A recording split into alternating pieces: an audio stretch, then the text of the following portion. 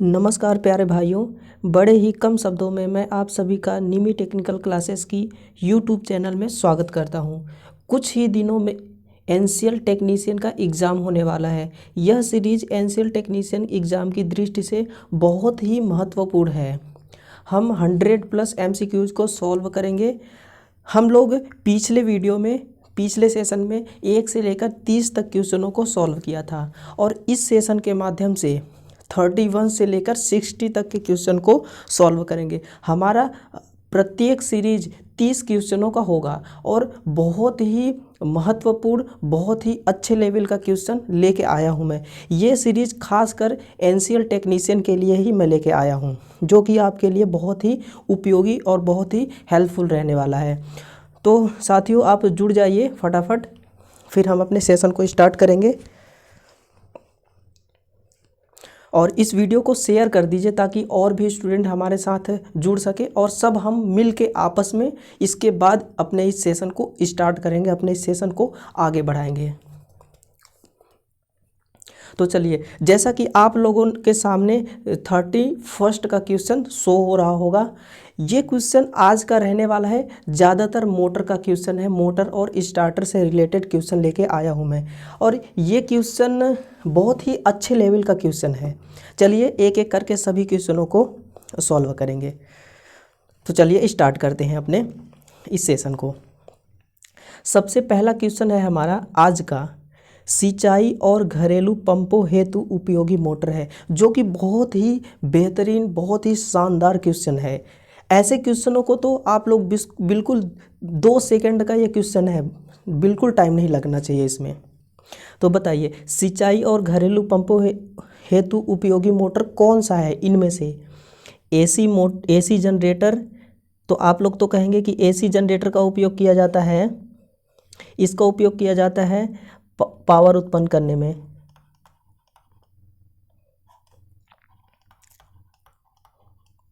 Power उत्पन्न करने हेतु सब स्टेशन में यही एसी जनरेटर, इसी को हम अल्टरनेटर भी बोलते हैं। और ये सिंक्रोनस जनरेटर, ये तो पावर फैक्टर सुधारने के लिए इसका उपयोग करते हैं, पावर फैक्टर सुधारने हेतु। ये रहा इंडक्शन मोटर, हाँ इसका उपयोग किया जाता है सिंचाई और घरेलू पंपों के लिए, इसी का उपयोग करते हैं। जो हम लोग खेती किसानी के लिए जिस मोटर का उपयोग करते हैं वो इंडक्शन मोटर ही होता है हमारा। और इस यूनिवर्सल मोटर का उपयोग कहाँ करते हैं? मिक्सी में करेंगे, ग्राइंडर में करते हैं, मिक्सी, ग्राइंडर, सिलाई मशीन, इन सभी जगहों पे हम यूनिवर्सल मोटर का उपयोग करते हैं।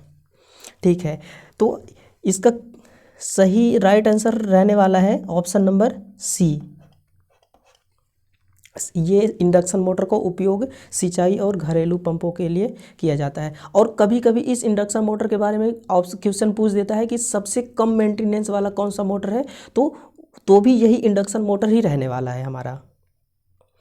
चलिए अब नेक्स्ट क्वेश्चन की तरफ आगे चलते हैं। ये रहा हमारा क्वेश्चन।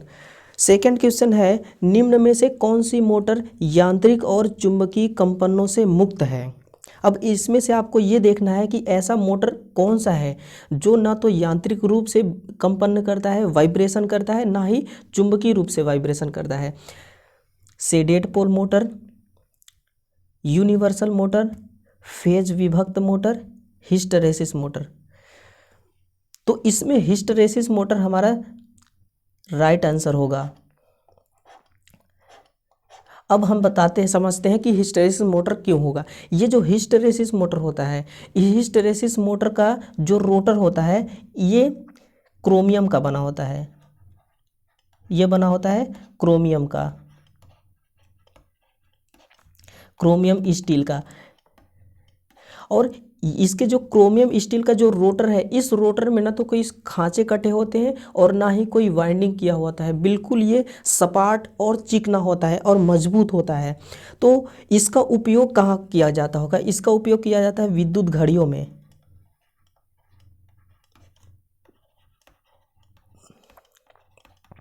इसका उपयोग विद्युत घड़ियों में किया जाता है।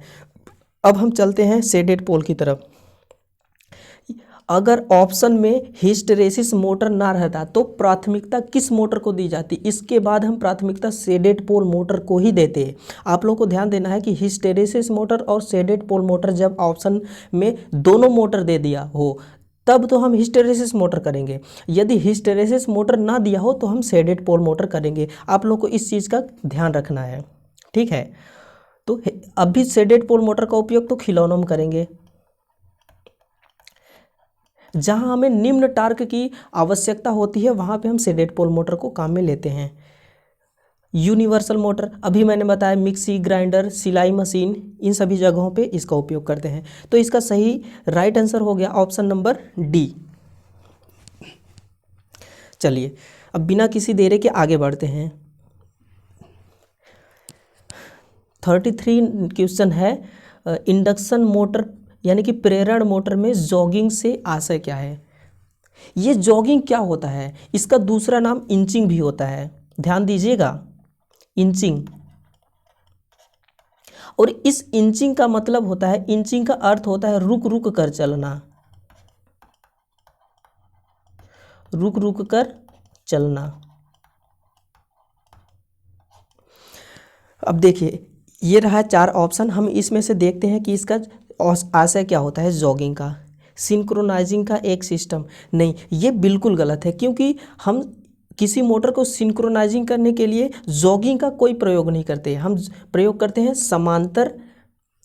समांतर में उसको कनेक्शन करते हैं तो वो सिंक्रोनाइजिंग होता है, ठीक है। तो ये तो गलत माना जाएगा। अब ऑप्शन नंबर सी की तरफ चलते हैं, स्पीड कंट्रोल करने का एक सिस्टम, ये भी बिल्कुल गलत है। इस कोई मोटर हो उसका स्पीड कंट्रोल हम जॉगिंग सिस्टम से नहीं करते हैं, ठीक है। तो इसका उपयोग ब्रेक लगाने का, यह ब्रेक लगाने का एक सिस्टम होता है। जब मोटर को हमें रोकना होता है, मोटर के रोटर को रोकना होता है, वहाँ पे हम जॉगिंग का उपयोग, जॉगिंग की विधि से मोटर को रोकते हैं। और ये जॉगिंग का दूसरा नाम होता है इंचिंग। इंचिंग का मतलब ही होता है रुक रुक कर चलना, यानी कि मोटर को रोकना, ठीक है। चलिए आज का जो क्वेश्चन का लेवल है ना, ये पूरा बहुत ही बेहतरीन, बहुत ही अच्छे लेवल का क्वेश्चन लेके आया हूँ मैं इस सीरीज़ में। आज का जो सीरीज़ है हमारा, आज का जो सेशन चलने वाला है, इसमें टोटल मशीन की क्वेश्चन रहने वाली है, single phase machine, synchronous machine, यानी कि मल्टीपल क्वेश्चन रहेगा इस पे। चलिए अब आगे बढ़ते हैं। 34 नंबर का क्वेश्चन, प्रेरण मोटर में यदि एयर गैप बढ़ा दिया जाए तो क्या होगा? पावर फैक्टर कम हो जाएगा, चुंबकीय धारा बढ़ जाएगी, ए और बी दोनों, तांबा हानि घटती है। देखिए सबसे पहले तो आप इस तांबा हानि को हटाइए, ये क्योंकि ये तांबा हानि से कोई लेना देना इसको है नहीं, एयर गैप को तांबा हानि से लेना देना है नहीं। तांबा हानि तो तब होगी जब लोड घटेगा, लोड बढ़ेगा, उसके हिसाब से कॉपर लॉस भी घटेगी बढ़ेगी। तो यहाँ ऐसा लोड का तो कोई मामला है नहीं, तो तांबा हानि को हम कट कर देते हैं। अब देखते हैं ऑप्शन नंबर ए को। सभी ऑप्शन को हम बड़े ही ध्यानपूर्वक देखेंगे, अस्थायी रूप से देखेंगे। ऑप्शन ए में लिखा है पावर फैक्टर कम हो जाता है, बिल्कुल। मैं इन चीज़ों को बताने से पहले मैं आपको एक चीज़ बताता हूँ कि इंडक्शन मोटर का जो एयर गैप होता है, स्टेटर और रोटर के बीच का जो एयर गैप होता है वो कितना होना चाहिए? तो उसका मान होता है 0.4 mm, 0.4 mm से 4 mm।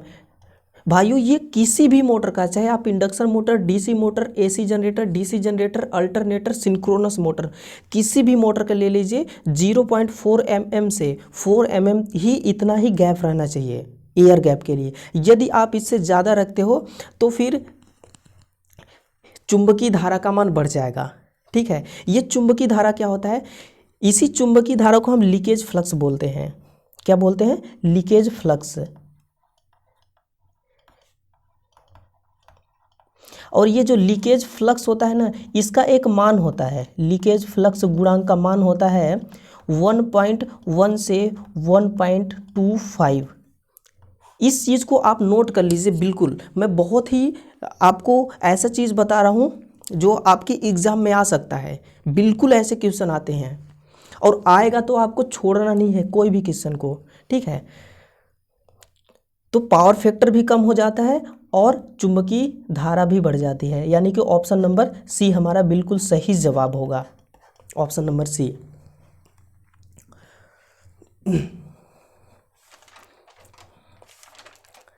चलिए, कल एक कमेंट आया था मेरे पास, किसी भाई का कमेंट था, उसमें लिखा था कि स्टडी इलेक्ट्रिकल करंट की तरह होती है, गलत जुड़ जाए तो ज़िंदगी भर झटके देती है, अगर सही जुड़ जाए तो पूरा जीवन प्रकाशमय कर देती है। ये एक अलग ही तरह का मोटिवेशन था, एक ये मोटिवेशन है, इसको थॉट्स बोल सकते हैं हम। ये गजब का थॉट्स था, जिस भाई का भी रहा होगा बहुत ही अच्छा था। मुझे नाम तो ध्यान नहीं है, लेकिन बहुत अच्छा थॉट्स था उस भाई का। तो आप लोग देखिए, मोटर मशीन का जब भी कनेक्शन करेंगे ना, तो बड़े ही ध्यान से कनेक्शन करना है। अगर गलत हो गई कनेक्शन तो समझिए कि ज़िंदगी भर झटके देगी ये। ठीक है, ओके, चलिए आगे बढ़ते हैं। 35 नंबर का क्वेश्चन हमारे सामने बिल्कुल प्रेजेंट है। आप इसको बड़े ही ध्यानपूर्वक स्थायी रूप से पढ़िए, इसके बाद जवाब दीजिए। इस क्वेश्चन का जवाब उम्मीद करता हूँ सभी स्टूडेंट को आता होगा। अगर नहीं आता होगा तो मैं हूँ, आपको परेशान होने की कोई दिक्कत नहीं है। ये तो बस बाएं हाथ का गेम है, ये तो छोटा सा क्वेश्चन है। इंडक्शन मोटर का स्टेटर किस धातु से बनाया जाता है, बस आपको बताना है कि जो मोटर का स्टेटर होता है, एसी मोटर का स्टेटर होता है, वो किस धातु का बनाया होता है। तो हम ऑप्शन नंबर ए से शुरू करते हैं। तो कॉपर का काम कहाँ किया जाता है, उपयोग कहाँ किया जाता है, वाइंडिंग में, वाइंडिंग में इसका उपयोग किया जाता है। और ढलवा लोहा का मोटर का फ्रेम बनाने के लिए, मोटर का फ्रेम बनाने के लिए। पीतल का उपयोग आप लोगों को पता है, जैसे स्विच सॉकेट ये होता है ना, उसका टर्मिनल बनाने के लिए। जो हमारे पास 3 पिन प्लग टॉप होते हैं, 3 पिन सॉकेट होते हैं, उसका जो टर्मिनल होता है उसको बनाने के लिए हम पीतल का उपयोग करते हैं। और सिलिकॉन स्टील का उपयोग कहाँ करते हैं, आर्मेचर बनाने के लिए, आर्मेचर बनाने के लिए। तो इंडक्शन मोटर का जो स्टेटर होता है ना, स्टेटर में ही आर्मेचर फिक्स होता है। तो स्टेटर को हम यहाँ आर्मेचर नहीं बोलेंगे, हम स्टेटर ही बोलेंगे। तो क्वेश्चन में भी यही पूछा है कि स्टेटर किस धातु का बनाया जाता है, तो सिलिकॉन स्टील की बनाई जाती है। अब बात आती है कि इसमें सिलिकॉन की मात्रा कितनी होती है। तो मैं यहाँ पे लिखता हूँ, सिलिकॉन की मात्रा होती है 3.6 से 4.8%, यानी कि 3.6 से 4.8% होती है सिलिकॉन की मात्रा, बाकी टोटल इस्पात होती है। ठीक है, चलिए कोई दिक्कत नहीं है, समझ में आ रहा है ना सभी भाइयों को। चलिए, आप सभी को एनसीएल का एग्ज़ाम क्रैक करना है और जॉब लेना है, क्योंकि आप लोगों ने बहुत मेहनत किया है इस, और बहुत वेट भी किया है एनसीएल की एग्ज़ाम को लेके कि एग्ज़ाम हमारा जल्दी हो, हम तैयारी करके बिल्कुल बैठे हुए हैं। तो वो घड़ी अब आ गई है कि आपसे कितना आता है, आपका हुनर कितना है, आपका ज्ञान कितना है, उस ज्ञान को अब दिखाने का समय आ गया है। ठीक है, तो हर एक क्वेश्चन को बड़े ही आराम से, बड़े ही ध्यानपूर्वक देखिए, इसके बाद उसका सही जवाब दीजिए। चलिए अब आगे बढ़ते हैं हम। स्क्वायरल केज प्रेरण मोटर में रोटर स्लॉट को थोड़ा तिरछा बनाया जाता है। अब देखिए, रोटर स्लॉट,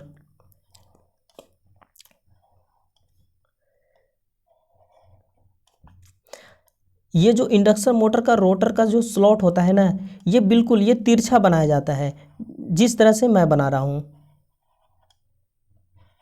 ऐसे। ये होता है मोटर का रोटर। ये जो लाइनें दिख रही हैं ना, ये लाइनों को हम स्ट्रिप बोलते हैं, यानी कि बार बोलते हैं। क्या, बार। लेकिन चलिए हम क्वेश्चन को पहले सॉल्व करते हैं, इसके बाद हम एडवांस से नॉलेज लेंगे कि इसको हम स्लॉट को तिरछा क्यों बनाते हैं, तिरछा बनाने का पर्पज़ क्या होता है। वायु हानि को कम करने के लिए? ना ना ना ना, ऐसा तो कोई काम नहीं होता। वायु हानि को ये कम कैसे करेगा? भंवर धारा हानि को कम करने के लिए, भंवर धारा हानि को कम करने के लिए आर्मेचर में लेमिनेट किया जाता है, लेमिनेशन किया जाता है। ठीक है, तब भंवर धारा हानि खत्म होती है। चुंबकीय लॉकिंग को समाप्त करने के लिए, चुंबकीय लॉकिंग को समाप्त करने के लिए अभी हमने देखा था कि जॉगिंग किया जाता है। क्या किया जाता है? जॉगिंग, सॉरी जॉगिंग नहीं, चुंबकीय लॉकिंग को समाप्त करने के लिए ही इस रोटर स्लॉट को तिरछा बनाया जाता है।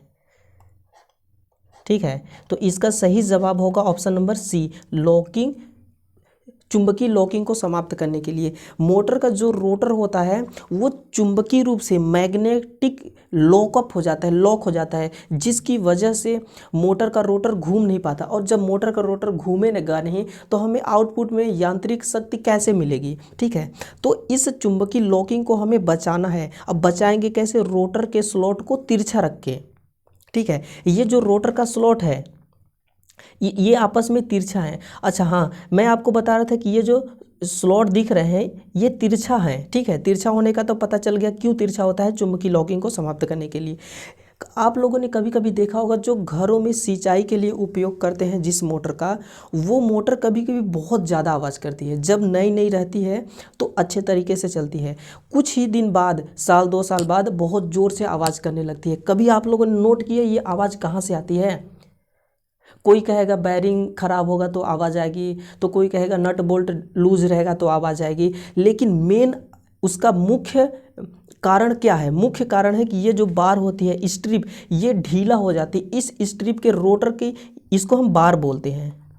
क्या बोलते हैं?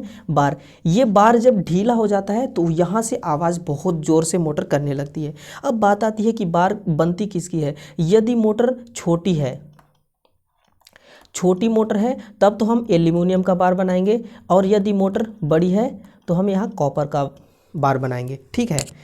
चलिए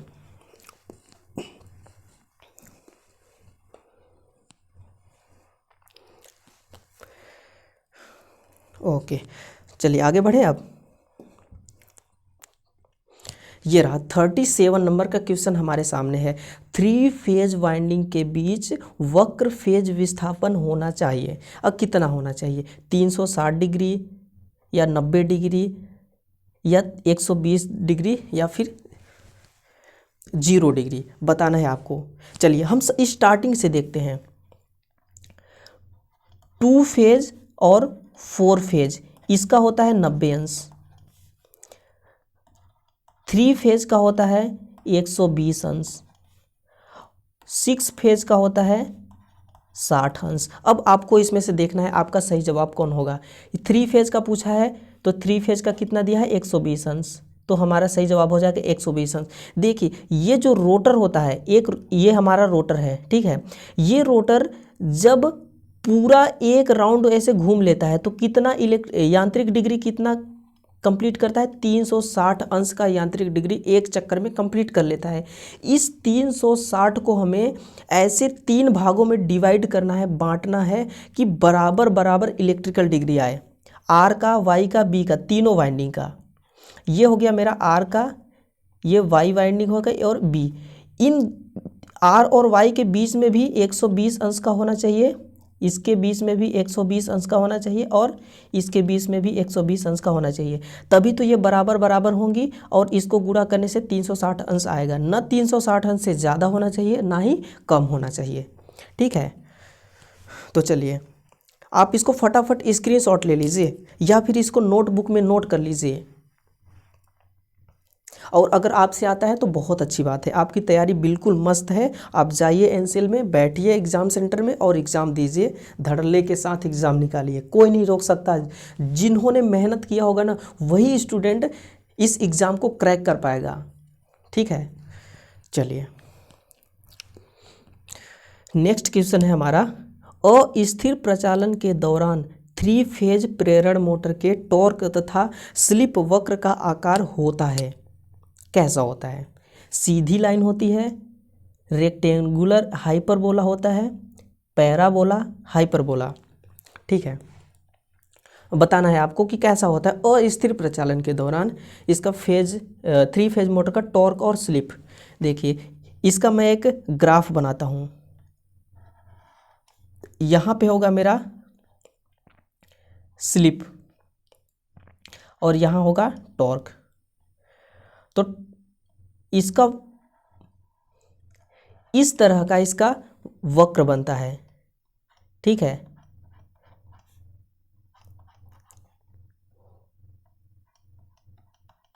इस तरह का। तो ये कैसा हुआ? ये रेक्टेंगुलर पैराबोला, सॉरी हाइपरबोला है। अगर ऑप्शन में हमारे पास रेक्टेंगुलर हाइपरबोला न रहता तब हम हाइपरबोला ऑप्शन को सही मानते, लेकिन अभी रेक्टेंगुलर हाइपरबोला है। अगर वैसे देखा जाए तो ये रेक्टेंगुलर हाइपरबोला ही है, ये केवल हाइपरबोला नहीं है, ये रेक्टेंगुलर हाइपरबोला है। तो ठीक है, एस फॉर स्लिप होगा, आप इसको ध्यान दीजिए। तो ये इसका सही आंसर हो जाएगा ऑप्शन नंबर बी। चलिए अब नेक्स्ट अगले क्वेश्चन की तरफ चलते हैं। ये रहा हमारा अगला क्वेश्चन 39 क्वेश्चन, जो कि बहुत ही ज़बरदस्त क्वेश्चन है और इजी से इजी भी क्वेश्चन है। मैं इसके बारे में आपको कुछ एडवांस भी बताऊंगा। क्वेश्चन है, मोटर का टॉर्क तथा बल आघूर्ण किससे संबंधित होता है? आपको यही चीज़ बताना है। ये जो टॉर्क और बल आघूर्ण है ना, दोनों एक ही बात है, चाहे आप इसको बल आघूर्ण बोलिए या फिर टॉर्क बोलिए, दोनों एक ही बात है। ठीक है, ये किससे संबंधित होता है? रोटर धारा से, स्टेटर धारा से। इस स्टेटर धारा को हम फील्ड धारा भी कहते हैं, और ये चुंबकन धारा, ये चुंबकन धारा, स्टेटर धारा, फील्ड धारा, ये तीनों एक ही चीज़ है, आपको कन्फ्यूजन करने के लिए। ठीक है, ये जो क्वेश्चन है ना, ये 4 ऑप्शन बनाने के लिए आपको दे दिया गया है, स्टेटर धारा, चुंबकन धारा, ये जबकि दोनों का मतलब एक ही हो रहा है, और ये डीसी धारा। तो इसमें से देखिए, ये जो टॉर्क होता है, टॉर्क होता है रोटर धारा से संबंधित होता है, रोटर का ईएमएफ से संबंधित होता है, और रोटर का पावर फैक्टर से संबंधित होता है। ठीक है, तो आपको यहाँ से कौन सा ऑप्शन दिया है? रोटर धारा, बिल्कुल यही हमारा सही जवाब होगा, बिल्कुल ए नंबर हमारा सही जवाब होगा। अगर आपके पास ऑप्शन में रोटर धारा का ऑप्शन ना रहता तो ज़रूर रोटर का ईएमएफ या रोटर का पावर फैक्टर वाला ऑप्शन ही रहता। ठीक है, कोई ज़रूरी नहीं है कि मैं यहाँ पे क्वेश्चन सॉल्व करा रहा हूँ तो रोटर धारा ऑप्शन में है। अगर आप एग्ज़ाम में बैठते तो हो सकता है रोटर का पावर फैक्टर वाला ऑप्शन भी हो सकता है। तो आप इस तीनों चीज़ को बिल्कुल रट लीजिए, आपके पास बहुत ही कम समय है रटने के लिए भी। ठीक है, एक लिमिटेड टाइम है, आप इस लिमिटेड टाइम में अपने आप को कितना बेहतर बना सकते हैं, कितना नॉलेज इकट्ठा कर सकते हैं इस 2-3 दिन के दरमियान। ठीक है, वो आपकी कैपेसिटी पे डिपेंड करता है कि आप कितना, आपका माइंड कितना ज़्यादा चलता है। ठीक है, चलिए ये रहा हमारा 39 का ऑप्शन नंबर ए, बिल्कुल सही आंसर है। चलिए अब आगे बढ़ते हैं। टाइमिंग तथा कंट्रोल प्रोसेस के लिए उपयोग किया जाने वाला मोटर है। बहुत ही अच्छे लेवल का क्वेश्चन है दोस्तों, बहुत ही मस्त क्वेश्चन है। मैं तो कहूँगा इसका जवाब आप ना अगर एग्ज़ाम में आ जाए तो आप इसको छोड़ना ही मत, किसी हालत में मत छोड़ना। अब देखिए अब हम इसको एक कॉन्सेप्ट के साथ सॉल्व करते हैं। हम मान लेते हैं कि इसका जवाब ना तो मुझे पता है और ना ही आपको पता है, हम चलिए अंदाज से करते हैं। तो चलिए, हमें पता है अल्टरनेटर का, अल्टरनेटर का मैंने बताया था अभी, पावर उत्पन्न करने के लिए, पावर उत्पन्न करने हेतु। ठीक है, यूनिवर्सल मोटर का, तो यूनिवर्सल मोटर का होता है मिक्सर में, ग्राइंडर में, सिलाई मशीन में। सीरीज मोटर का उपयोग किया जाता है ट्रैक्शन कार्य में, ट्रैक्शन कार्य है तो खिंचाव कार्य। ठीक है, अब बच गया हमारे पास केवल एक ऑप्शन, तो हमारा यही सही उत्तर होगा। ठीक है, तो इस तरह से आप, अगर आपको एग्ज़ाम में नहीं आ रहा है, आप नहीं सोच पा रहे हैं कि सही जवाब इसका क्या होगा, सही राइट आंसर क्या होगा, तो जो चीज़ आपको आ रहा है, जिस मोटर के बारे में आप थोड़ा बहुत जान रहे हैं ना, पहले उस चीज़ को देखिए, फिर आप उसको नेगलेक्ट करिए। जैसे कि मैं सबसे पहले अल्टरनेटर को देखा, मुझे पता है ये पावर उत्पन्न करने हेतु ये सब स्टेशन में, जनरेटिंग स्टेशन में इसका उपयोग किया जाता है, तो ये नहीं होगा, ये तो नहीं होगा टाइमिंग और कंट्रोल प्रोसेसिंग के लिए। यूनिवर्सल मोटर का एसी डीसी दोनों का उपयोग किया जाता है, और ये मिक्सर ग्राइंडर में उपयोग किया जाता है, तो ये भी नहीं हो सकता। सीरीज मोटर ये भी नहीं हो सकता, तो केवल एक ही ऑप्शन हमारे पास बचा। इस ट्रिक्स के साथ आप लोग सॉल्व कर सकते हैं। ठीक है, चलिए हम हर एक क्वेश्चन को बड़े ही ध्यानपूर्वक देखेंगे, हमें जल्दबाजी नहीं करना है। ठीक है, अगर जल्दबाजी करेंगे ना तो हमारा बनता हुआ क्वेश्चन भी बिगड़ जाएगा। ठीक है, चलिए अब आगे बढ़ते हैं। 41 क्वेश्चन हमारे सामने है, जो कि बहुत ही बढ़िया क्वेश्चन है, बहुत ही अच्छा क्वेश्चन है। ये सिंगल फेज का क्वेश्चन है, सिंगल फेज मोटर का। सेंट्रीफ्यूगल स्विच अधिकतम गति के किस मान पर डिस्कनेक्ट होती है? चलिए, यहाँ होती है मेरी रनिंग वाइंडिंग और यहाँ पे होती है स्टार्टिंग वाइंडिंग, और स्टार्टिंग वाइंडिंग के सीरीज में एक लगा होता है कैपेसिटर और एक लगा होता है सेंट्रीफ्यूगल स्विच। ठीक है, इसी सेंट्रीफ्यूगल स्विच के बारे में आपसे पूछ रहा है। ये है हमारा CFC सेंट्रीफ्यूगल स्विच। तो ये गति के किस मान पर डिस्कनेक्ट हो जाता है? ये डिस्कनेक्ट होता है 75 से 80% गति प्राप्त होने पर। यानी कि जब ये हमारा यहाँ पे रोटर है, ये रोटर जब 70% से लेकर 80% तक गति प्राप्त कर लेती हो तो ये सेंट्रीफ्यूगल स्विच हमारा डिस्कनेक्ट हो जाता है। तो ऑप्शन में देखिए 95% गलत, 10% गलत, 70% गलत, 75%।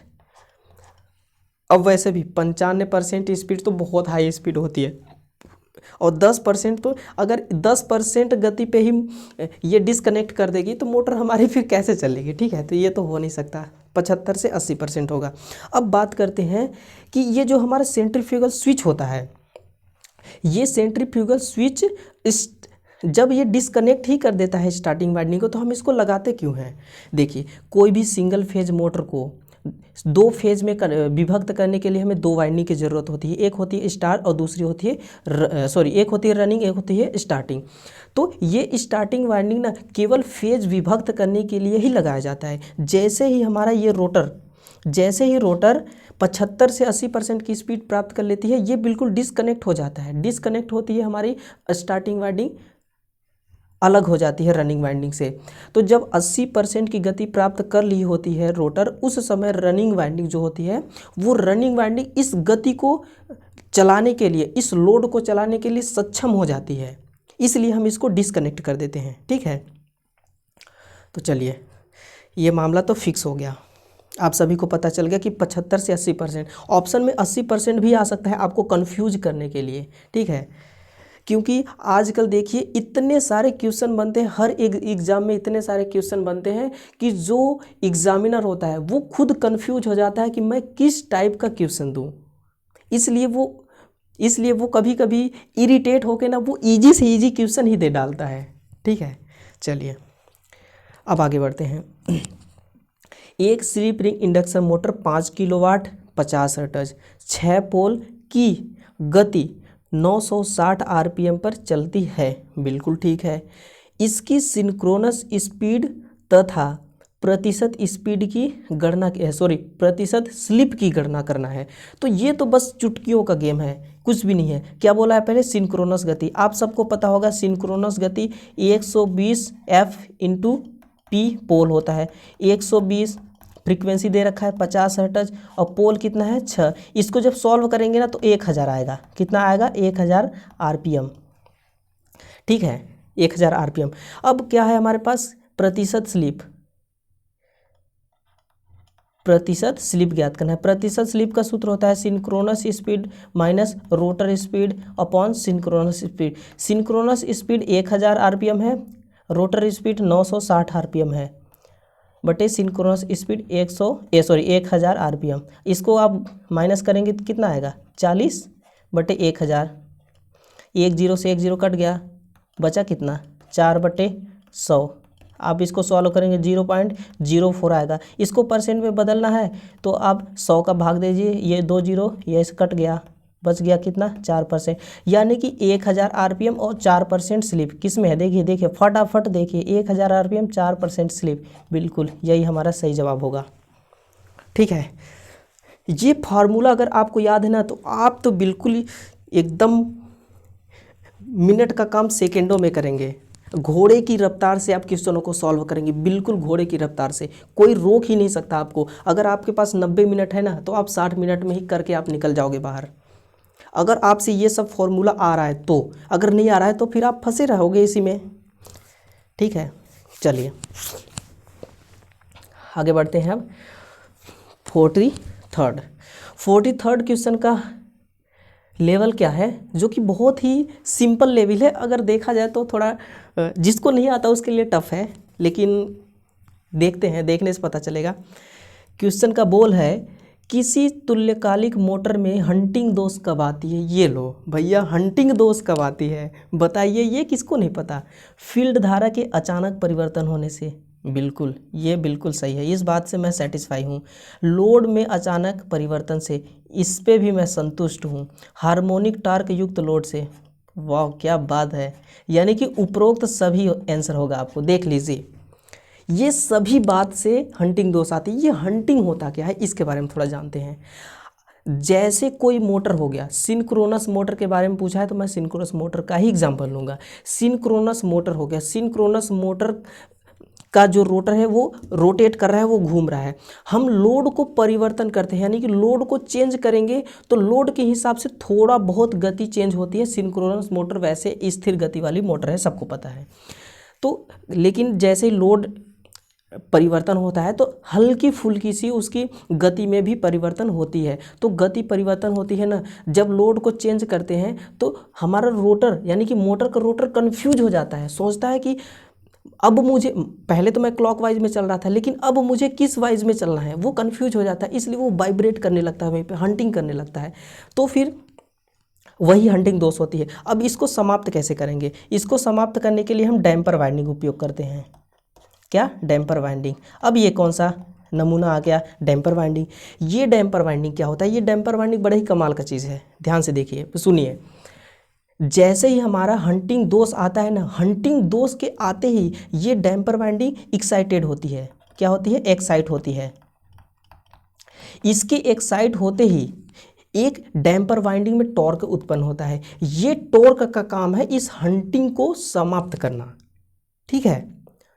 तो इसका काम ये होता है। चलिए तो इसका सही जवाब होगा उपरोक्त सभी, ऑप्शन नंबर डी। अब आगे बढ़ते हैं दोस्तों। सिंक्रोनस मशीनों को डबल एक्साइटेशन मशीन कहा जाता है। वाह वाह वाह वाह, क्या मस्त क्वेश्चन है। ऐसा क्वेश्चन एग्जाम में आ जाए ना तो चुटकियों में स्टूडेंट सॉल्व करेंगे और नौकरी को हासिल कर लेंगे और अपना सपना पूरा करेंगे। कोई कार खरीदेगा, कोई बंगला खरीदेगा, फिर हम लोगों को कौन पूछने वाला है। चलिए, सिंक्रोनस मशीनों को डबल एक्साइटेशन मशीन कहा जाता है। क्यों कहा जाता है, अब देखिए सिंक्रोनस मशीन होती है, इसमें दो सप्लाई दिया जाता है। एक कहाँ, आर्मेचर में।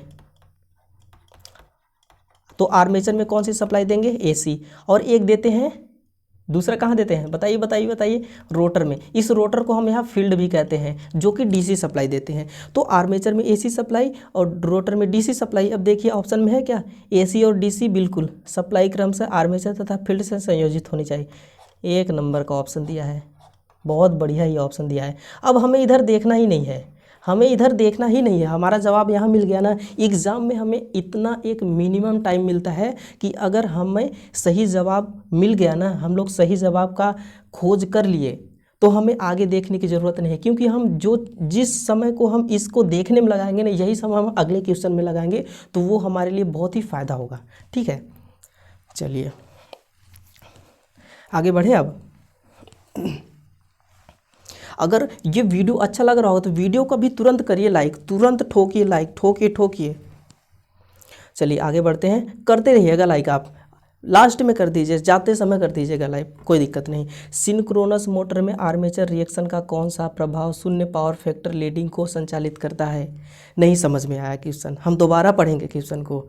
सिंक्रोनस मोटर में आर्मेचर रिएक्शन का कौन सा प्रभाव शून्य पावर फैक्टर लीडिंग को संचालित करता है। ठीक है जी, लीडिंग को संचालित करता है, कोई दिक्कत नहीं। अब देखते हैं क्रॉस मैग्नेटाइज। क्रॉस मैग्नेटाइज किस पावर फैक्टर पे होता है, इकाई, हमें बस यही पता है। और डीमैग्नेटाइज करता है लैगिंग पावर फैक्टर पे, और मैग्नेटाइज करता है लीडिंग, हमें तो बस यही पता है। देखिए अब लीडिंग का कहीं पे नाम आया प्रश्न में, बिल्कुल लीडिंग को संचालित करता है, क्वेश्चन में नाम इसका जिक्र हुआ है लीडिंग का, तो हमारा जवाब भी यही होगा, ऑप्शन नंबर सी, मैग्नेटाइजिंग। यानी कि शून्य पावर फैक्टर लीडिंग को मैग्नेटाइजिंग आर्मेचर रिएक्शन का प्रभाव संचालित करता है, ठीक है। चलिए ऐसा मत कर देना कि ए और बी देख के हम ए और बी को ही कर दें, ऐसा नहीं करना है आपको। पहले आप ध्यानपूर्वक पढ़िए इस क्वेश्चन को, जो भी क्वेश्चन हो उसको आराम से रिलैक्स होकर पढ़िए। आप रिलैक्स होकर पढ़ेंगे ना तो क्वेश्चन आपको समझ में आ जाएगा कि क्वेश्चन हमसे पूछ क्या रहा है, और जब आपको ये चीज़ पता चल जाएगा तब तो आराम से आप इसका जवाब दे सकते हैं। ठीक है, चलिए अब आगे भी बढ़ते हैं, हमें अभी बहुत क्वेश्चन सॉल्व करने हैं। ये रहा आपके सामने क्वेश्चन 46 नंबर, निम्न में से सिंक्रोनस मोटर का फ़ायदा है। यहाँ तो अब फ़ायदा नुकसान की बात करने लगा। चलिए देखते हैं फ़ायदा क्या क्या फ़ायदा है भाई। गति के साथ घटती है, गति के साथ बढ़ती है, गति के साथ क्या घटती है बढ़ती, अच्छा, लोड के बारे में बात कर रहा है कि सिंक्रोनस मोटर की गति लोड के साथ घटती है और लोड के साथ बढ़ती है। नहीं, ऐसा बात नहीं है। सिंक्रोनस मोटर एक ऐसा मोटर है जो स्थिर गति के साथ चलती है। अब देखिए ऑप्शन में है क्या, लोड बदलते लोड पर लगभग स्थिर रहती है, बिल्कुल बदलते लोड पर लगभग स्थिर रहती है। अब लोड चेंज होता है तो थोड़ा बहुत चेंज गति होता ही है, बिल्कुल थोड़ा बहुत होगा। 1 आरपीएम 2 आरपीएम अगर कम होता है तो क्या फ़र्क पड़ता है, इसलिए इसको लगभग स्थिर ही माना जाता है। यहाँ पे देखिए लगभग लिखा हुआ है, लगभग का मतलब थोड़ा बहुत चेंज हो जाता है, लेकिन उतने चेंजेस में प्रभावित नहीं होती इसकी गति। ठीक है, चलिए शून्य के बराबर तो तब होगी ना जब स्लिप हमारा इकाई से अधिक होगा और मोटर हमारी विराम अवस्था में रहेगी, स्टैंड स्टिल पोजीशन में रहेगी तब। तो 46 नंबर का क्वेश्चन हो गया, 46 क्वेश्चन का ऑप्शन हो गया हमारा सी नंबर, और सी नंबर बिल्कुल ही सही आंसर है। Okay, correct. चलिए अब नेक्स्ट क्वेश्चन देखते हैं। बड़ी इंडक्शन मोटर को चलाने के लिए स्टार्टर का प्रयोग किया जाता है। भैया ये स्टार्टर क्या होता है, हमें पता है स्टार्टर, तो स्टार्टर होता है प्रतिरोध को ही हम स्टार्टर कहते हैं। ठीक है, ऑप्शन देखते हैं, दक्षता बढ़ाने के लिए। अरे ये स्टार्टर कब से काम करने लगा दक्षता बढ़ाने के लिए, नहीं ये गलत होगा, इसको आप भूल के भी यानी कि गलती से भी सपने में भी मत करना। सही, स्टार्टर का काम दक्षता बढ़ाना होता ही नहीं है, इस जन्म में क्या किसी जन्म में भी नहीं होगा। ठीक, ऑप्शन नंबर बी देखते हैं, स्थिर स्पीड प्राप्त करने के लिए। ना, स्थिर स्पीड प्राप्त, स्पीड तो देखिए लोड पे डिपेंड होता है कि लोड किस कैसा है, बढ़ रहा है लोड तो स्पीड कैसा होगा, घट रहा है लोड तो स्पीड कैसा होगा, उसके हिसाब से। यहाँ तो स्टार्टर की बात हुई है तो ये भी गलत। क्षति कम करने के लिए, ओहो यहाँ पे तो क्वेश्चन ही अधूरा दिया है, आपको कंफ्यूज करने के लिए ऑप्शन बनाया गया है, क्षति कम करने के लिए। अगर कोई थोड़ा बहुत भी पढ़ा होगा स्टार्टर के बारे में तो वो समझ जाएगा कि क्षति को कम करने के लिए। यहाँ पे ये भी नहीं लिखा हुआ कि आर्मेचर क्षति, कॉपर क्षति, कौन सी क्षति को कम करने के लिए, और क्षति को कम करने के लिए स्टार्टर कब से प्रयोग किया जाने लगा, तो ये हो गया गलत। अब हमारे पास ऑप्शन ही एक बचा और यही इसका सही जवाब भी होगा। सही जवाब है स्टार्टर पर सप्लाई धारा को कंट्रोल करने के लिए। बिल्कुल, जब मोटर स्टार्ट होती है ना तो उस समय की जो धारा होती है वो 5 से 7 गुना होती है फुल लोड के, उस समय का जो धारा का मान होता है वो 5 से 7 गुना होती है निर्धारित करंट से। तो इतना ज़्यादा करंट जब किसी भी वाइंडिंग में जाएगा तो वाइंडिंग जलने का खतरा रहता है। और वैसे भी जो हमारा आर्मेचर वाइंडिंग होता है उस आर्मेचर वाइंडिंग का रेजिस्टेंस यानी कि रजिस्टेंस बहुत ही कम होता है, और जिसका रजिस्टेंस बहुत कम होता है ना उसका धारा बहुत ज़्यादा होगा, और धारा बहुत ज़्यादा होने से वाइंडिंग जल जाएगी तो मोटर हमारा काम कैसे करेगा, मोटर काम ही नहीं करेगा तो हम उसको क्या करेंगे। ठीक है, तो इसी सब चीज़ से सेफ्टी के लिए हम स्टार्टर का प्रयोग करते हैं। और ये तो हो गया हमारी पहली कारण। दूसरी कारण हम क्या है, हमारा स्टार्टर प्रयोग करने का पर्पज़ क्या है।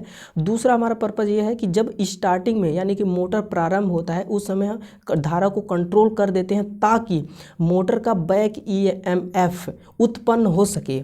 फिर गति के अनुसार स्टार्टिंग करंट को धीरे धीरे बढ़ाते हैं ताकि एक बेहतर टॉर्क मिल सके।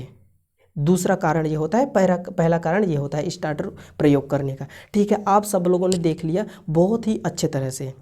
चलिए, उम्मीद करता हूँ कि समझ में आ ही गया होगा आप लोगों को। ये रहा हमारा आज का 48 नंबर का क्वेश्चन। पिंजरा प्रारूपी प्रेरण मोटर की 1/7वें दर चाल से चलने की प्रवृत्ति दर्शाने वाली घटना क्या कहलाती है? बहुत ही अच्छा क्वेश्चन है साथियों, बहुत ही ज़बरदस्त क्वेश्चन है। 1/7वें दर चाल से चलने वाली, मैंने एक क्राउलिंग का नाम सुना था, क्या आपने भी सुना था? बिल्कुल, तो वही होगा। देखिए क्राउलिंग का है क्या ऑप्शन में? बिल्कुल, इसका चर्चा किया हुआ है क्राउलिंग। अब हम ये जानने की कोशिश करते हैं कि ये इंचिंग क्या होता है। मैंने आपको पहले मतलब कि स्टार्टिंग में एक क्वेश्चन आया था कि जॉगिंग के बारे में, मैंने बताया था जॉगिंग का दूसरा नाम होता है इंचिंग। तो यहाँ इंचिंग का दूसरा नाम क्या होगा? जॉगिंग। और जॉगिंग का काम है मोटर का ब्रेक लगाने का एक सिस्टम है, एक विधि है। और हमिंग तो ट्रांसफार्मर में होता है, यहाँ थोड़ी होता है। हमिंग होता है ट्रांसफार्मर में, और हमिंग की आवाज़ मैग्नेटो स्ट्रिक्शन के कारण आती है। और ये हो गया क्राउलिंग।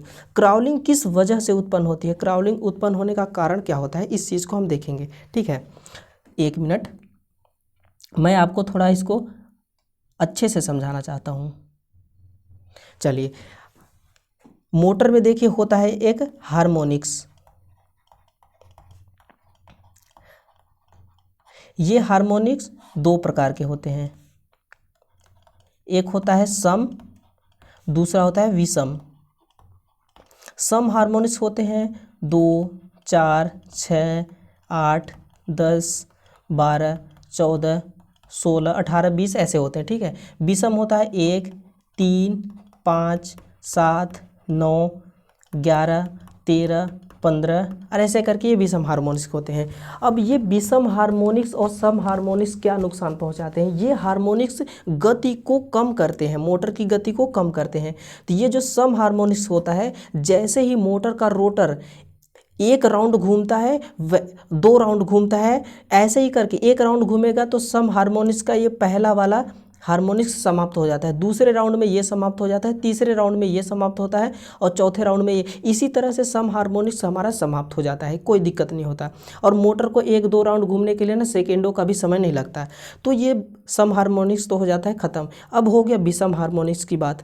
विषम हार्मोनिक्स देखिए, विषम हार्मोनिक्स जो होता है हमारा 1, 3, 5, 7, यानी कि जैसे ही रोटर हमारा स्टार्ट होगी, स्टार्ट होने के दरमियान ही हमारा पहला नंबर का जो हार्मोनिक्स होता है ये ख़त्म हो जाता है। और 1 राउंड जैसे ही रोटर घूमेगा ये तीसरा हार्मोनिक्स ख़त्म हो जाता है। बाकी के हार्मोनिक्स बच जाते हैं, नहीं ख़त्म होते। ये मोटर की गति को नुकसान पहुंचाते हैं, मोटर की गति को कितना कम कर देते हैं? 1/7वें हिस्से से भी डाउन कर देते हैं गति को। तो इसको हम क्या बोलते हैं? इसको हम बोलते हैं क्राउलिंग। ठीक है, चलिए ये हो गया। चलिए अब आगे बढ़ते हैं, क्योंकि क्वेश्चन अभी हमें बहुत सॉल्व करना है। स्टार डेल्टा स्टार्टर में स्टार्टिंग वाइंडिंग में धारा होती है, सप्लाई धारा का 1/3 गुना कम होती है। देखिए किस ऑप्शन में कम है? ऑप्शन नंबर ए में ही है। स्टार और डेल्टा वाली स्टार्टर है, ये सप्लाई धारा का 1/3 गुना कम होती है। स्टार डेल्टा स्टार्टर का प्रयोग कितने HP तक की मोटर को स्टार्ट करने के लिए किया जाता है? 20 HP से भी अधिक। कितना? 20 HP से अधिक। चलिए next question, slip ring induction motor के स्टार्टिंग टॉर्क को बढ़ाया जा सकता है। बिल्कुल सही। रोटर के बाहरी प्रतिरोध लगाकर। मैं इसको बड़े ही आराम से समझाऊंगा आपको, ध्यान दीजिएगा।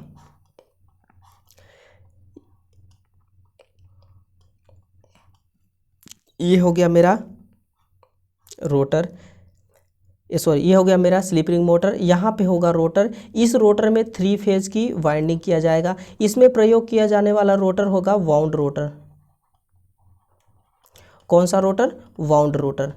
और इस वाउंड रोटर में 3 फेज की वाइंडिंग किया जाएगी। 3 फेज का वाइंडिंग स्टार कनेक्शन में किया जाता है, जो कि अंदर शॉर्ट कर दिया जाता है। बाकी 3 तार निकाला जाता है बाहर। ये रहा मोटर का शाफ्ट। इस शाफ्ट में 3 स्लिप रिंग लगे होते हैं इस तरह से। जो रोटर की वाइंडिंग से 3 तार लाते हैं हम, उसको हम यहीं पे कनेक्ट कर देते हैं ऐसे, इन्हीं तीनों स्लिप रिंग में। यहाँ से कनेक्ट कर दिए। यहाँ पे लगा होता है हमारा प्रतिरोध, या फिर रियोस्टेट भी आप बोल सकते हैं। अब आप इनको इसी में कनेक्ट कर दीजिए। ये कैसा प्रतिरोध है? ये एक बाहरी प्रतिरोध है, जो कि ऑप्शन में दिया है कि रोटर के बाहरी प्रतिरोध लगाकर। अब ऐसा करने से क्या होता है, ऐसा करने से देखिए पावर फैक्टर सुधर जाता है मोटर का, मोटर सेल्फ स्टार्ट हो जाता है, सेल्फ स्टार्ट तो वैसे भी होता है, मोटर का टॉर्क बढ़ जाता है।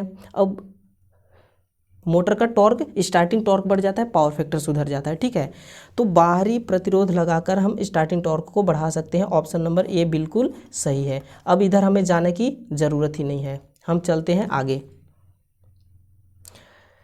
अब देखिए सिंक्रोनस मोटर कार्यरत है। सिंक्रोनस मोटर किस किस पावर फैक्टर पे काम करता है? हमें पता है सिंक्रोनस मोटर में 3 प्रकार के एक्साइटेशन होता है। एक होता है अंडर एक्साइटेशन, दूसरा है ओवर एक्साइटेशन और तीसरा है लेवल एक्साइटेशन। ये जो अंडर, ओवर, लेवल एक्साइटेशन है, यानी कि एक्साइटेशन के मान को चेंज करके हम सिंक्रोनस मोटर को तीनों पावर फैक्टर में चला सकते हैं। अगर लेवल एक्साइटेशन है तो इकाई पावर फैक्टर होगा, ओवर में लीडिंग होगा और इसमें होगा लैगिंग।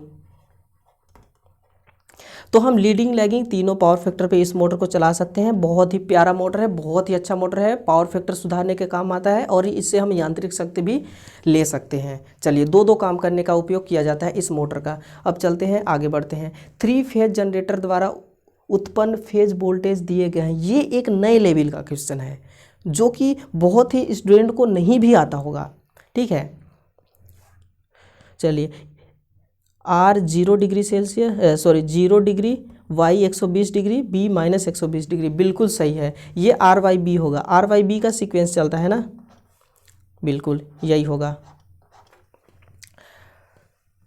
और आगे चलते हैं। सिंक्रोनस मोटर का उल्टा V वक्र किसके बीच खींचा जाता है? नहीं समझ में आया, क्या बोल रहा है? सिंक्रोनस मोटर का उल्टा V वक्र किसके बीच खींचा जाता है? अच्छा, ये पूछ रहा है। एक होता है सीधा वक्र, सीधा V वक्र इस तरह से, एक होता है उल्टा V वक्र इस तरह से। ये खींचा जाता है सीधा V वक्र फील्ड करंट और आर्मेचर करंट के बीच, उल्टा V वक्र खींचा जाता है फील्ड करंट और पावर फैक्टर के बीच। अब आपको देखना है कि सही जवाब हमारा कौन सा होगा। हमें सीधा V वक्र के बारे में पूछा हुआ है, तो फील्ड करंट और आर्मेचर करंट, फील्ड, आर्मेचर धारा और फील्ड धारा, ऑप्शन नंबर ए ही में दिया हुआ है। यदि हमें उल्टा V वक्र के बारे में पूछता तो हम कर देते, कौन सा हमारा ऑप्शन सही है? फील्ड करंट और पावर फैक्टर, बिल्कुल, धारा और पावर फैक्टर के बीच, ये फील्ड धारा होगा, धारा और पावर फैक्टर के बीच। तो ये सीधा V वक्र हो गया और ये उल्टा V वक्र हो गया। ठीक है, ये लैगिंग पावर फैक्टर होता है, इसमें होता है लीडिंग। ठीक है, आप लोग देख लीजिएगा, मैं आपको यहाँ से केवल एक हिंट दे रहा हूँ। ठीक है, राइटिंग पे मत जाइए आपकी किस तरह से डिस्प्ले पे शो हो रही है, बस जो मैं बोल रहा हूँ वो स्पष्ट रूप से सुनाई दे रहा है आपको ना, तो आप यहीं से भी बहुत सारी जानकारी कलेक्ट कर सकते हैं। ठीक है, चलिए अब आगे बढ़ते हैं। AC मोटर के स्टेटर की रीवाइंडिंग तथा वाइंडिंग करने से पहले जानकारी होना अति आवश्यक है। हाँ, ये बहुत ही अच्छा क्वेश्चन है। एक मोटर है हमारे पास, उसकी हमें रीवाइंडिंग करनी है और वाइंडिंग करने से पहले जानकारी होना आवश्यक है। बिल्कुल बिल्कुल। फेज अंतर, अरे भैया फेज अंतर को जान के हम क्या करेंगे रीवाइंडिंग के समय? फेज अंतर तो सबको पता है, सिंगल फेज का होगा तो 90 अंश का होगा फेज अंतर, और 3 फेज का होगा तो 120 अंश का होगा। ये तो मोटा मोटा हिसाब है। पावर लॉस, देखिए ये पावर लॉस जब इस पे मोटर पे लोड कनेक्ट करेंगे ना, तब पावर लॉस का मामला आएगा। अभी पावर लॉस का मामला है ही नहीं, तो पावर लॉस नहीं देखेंगे। यांत्रिक डिग्री, अरे भैया मोटर तो अभी हमारी स्टार्ट ही नहीं हुई है, तो यांत्रिक डिग्री कहाँ से आएगी? अब सबको पता है यांत्रिक डिग्री 360 अंश ही होता है। पोलों की संख्या और फेज कनेक्शन, बिल्कुल सही बात, पोलों की संख्या और फेज कनेक्शन, यही हमारा सही आंसर होगा। कितने पोल की वाइंडिंग करना है हमें, फेज का कनेक्शन कैसा करना है, शॉर्ट पिच वाइंडिंग करना है, long pitch winding, full pitch winding करना है, किस तरह का वाइंडिंग करना है, इन सभी जानकारी को एक डेटा शीट में हमें लिखना है। इसके बाद हम मोटर की जली हुई वाइंडिंग को काटेंगे, इसके बाद हम रीवाइंडिंग करेंगे। ये इसका एक प्रोसेस होता है, आपको इसको ध्यान में रखना होगा, तभी आप वाइंडिंग कर सकते हैं, रीवाइंडिंग कर सकते हैं, अन्यथा आप रीवाइंडिंग करने में असमर्थ हो सकते हैं। ठीक है, चलिए, वो तो रहा रिवाइंडिंग के बारे में। अब ये किस वाइंडिंग के बारे में है? सिंक्रोनस कैपेसिटर का प्रयोग पावर सिस्टम में किस लिए किया जाता है? बहुत ही अच्छा क्वेश्चन है। सिंक्रोनस कैपेसिटर का प्रयोग पावर सिस्टम में किस लिए किया जाता है? हमें पता है सिंक्रोनस कैपेसिटर का काम हो पावर फैक्टर सुधारना। देखते हैं कि क्या है ऑप्शन में। अगर ये ऑप्शन में नहीं है तो दूसरा लॉजिक देखेंगे। अब देख लेते हैं, मोटर की गति बढ़ाने के लिए, नहीं, बिल्कुल है ऑप्शन में। सॉरी। तो पावर फैक्टर सुधारने के लिए हम सिंक्रोनस कैपेसिटर का उपयोग करते हैं, ठीक है। ओके जी, आगे बढ़ते हैं। अब 3 फेज 6 पोल 50 हर्ट्ज वाली सिंक्रोनस मोटर की सिंक्रोनस गति simple synchronous speed 120 F/P, 120, frequency 50 hertz है।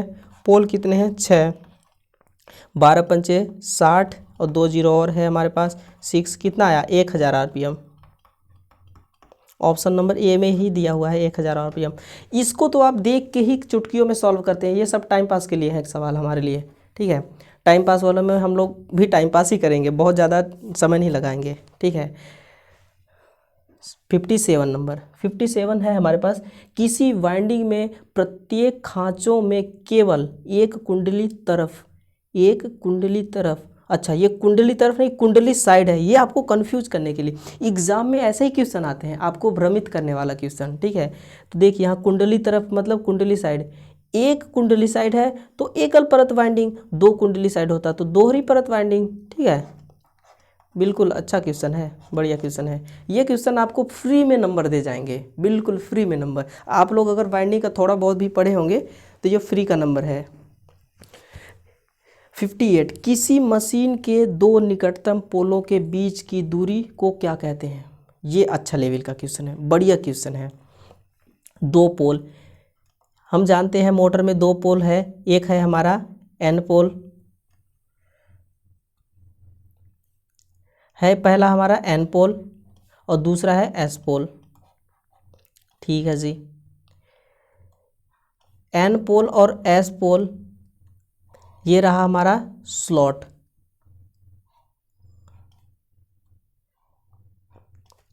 ठीक है। इसको हम बोलते हैं, 2 स्लॉट के बीच की दूरी को बोलते हैं कॉइल स्पैन। और ये 2 पोल के बीच की दूरी को बोलते हैं पोल पिच। इसको कनेक्शन लीड बोलते हैं।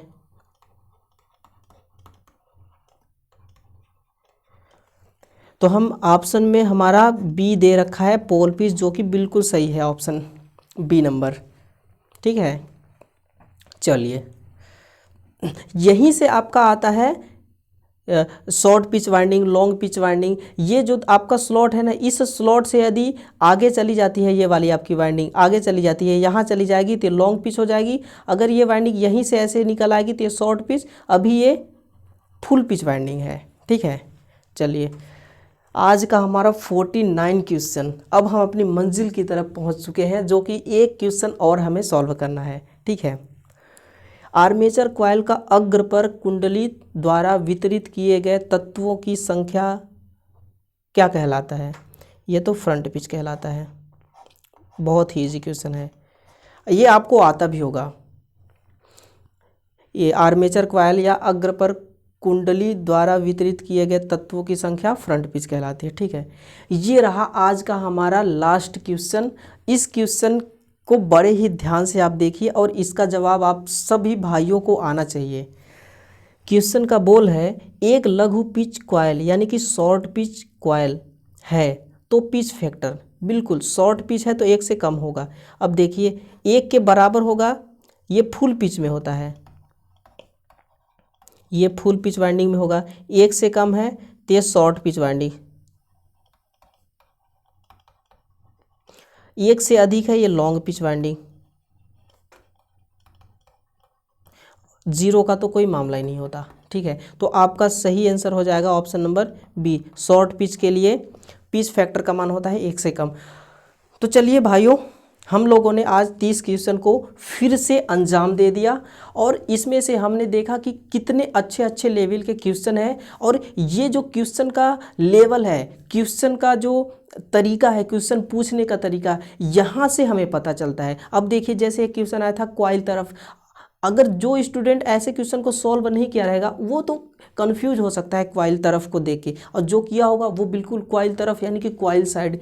तो हमें भ्रमित करने के लिए ऐसे ऐसे क्वेश्चन मिलते हैं। तो चलिए, अब हमारी और आपकी मुलाकात फिर से बहुत ही ज़बरदस्त तरीके से और बहुत ही अच्छे तरीके से होने वाली है नेक्स्ट वीडियो में, और वहाँ भी हम अगले 61 से लेके क्वेश्चन को सॉल्व करेंगे। वो हमारा सेशन नंबर 3 होगा। ये रहा हमारा सेशन नंबर 2। तो चलिए, तब तक के लिए राम राम, नमस्कार, okay, thank you very much.